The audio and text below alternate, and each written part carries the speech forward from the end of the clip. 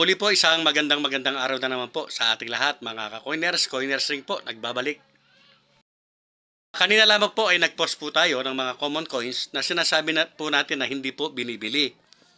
Marami po yung nag-PM sa atin, ang iba po nag-send sa ating messenger ng kanilang mga binibenta, pero wala pong binibili sa mga yon.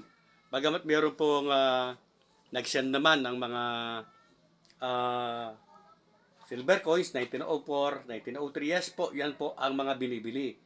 Pasensya na po sa mga common coins lamang po yung isinend sa akin. Ano po? Meron po akong ipapakita sa inyo na napakaraming mga coins po mula po sa iba't ibang bahagi ng mundo o ibig sabihin mula sa iba't ibang bansa. Ganon din yung mga coins natin na napakarami ko po pero hindi po ito binibili. Wala pong bumibili sa mga ito. Sana po maintindihan ninyo mga coiners, mga silver coins lamang, commemorative silver coins lamang po ang binibili. Yung mga common coins po ay collectible pa lamang. Pwede natin kolektahin ngayon. Baka in the future ay magkaroon ng presyo pero ngayon po wala. Dahil, ewan ko ba bakit nangyayari ito sa ating industriya. Dahil sa mga bogus, sa mga gustong kumita lamang ng pera, mga vlogger po. Opo, ito po yung mga vlogger na sinasabing binibili nila kahit mga common coins lamang sa mataas na halaga. Hindi totoo yan. Ang katotohanan po nito ay para panoorin sila, maraming mga views, maraming subscribers, para po sila ay kumita. Pag nanakaw po yan, huwag ninyong papatulan. Ito, papakita ko sa inyo yung mga koleksyon ko. Ayan mga ka-coiners, meron po tayong yan po yung ating mga collections. Kung inyo pong nakikita, napakarami po yan. Mula po sa iba't ibang mga bansa at meron din po sa atin. May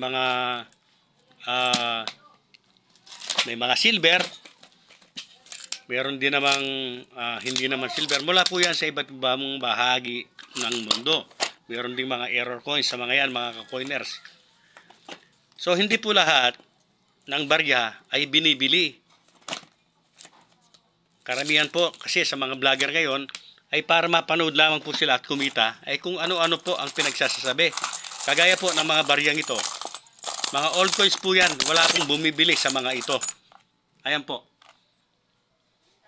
Kaya ko lamang ipinakita ito sa inyo mga ka-coiners para magkaroon lamang po tayo ng ideya kahit na o lalong-lalo na po sa mga baguhan na hindi po lahat ng barya ay binibili. Ayan po, kung inyo pong nakikita, halos nakakalat lamang yung ating mga coin collections. Mga lumang barya na talagang collection ko po.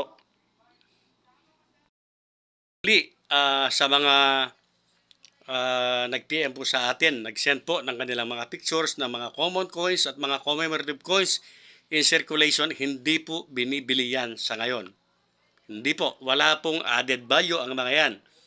At yung mga commemorative coins po natin in circulation na nasa blister pack, ayan po, nasa 150 hanggang 200 pesos lamang po na mabibili sa bangko. So wag po kayong magpapaniwala sa ibang mga coin vlogger na sinasabing binibili po nila yan ng mahal kahit mga common coins lamang yan.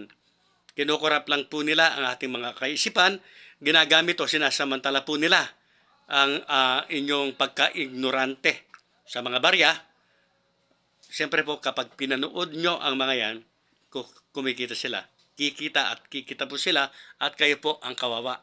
Lalong-lalo na kayo na nag-uumpisa pa lamang sa pangungulekta dahil sa likong landas kayo natututo. Ayoko na pong magsalita ng mga masasakit na pananalita sa mga taong yan. At ayaw ko na rin pong gumawa ng content laban sa kanila. Kayo na po ang umusga.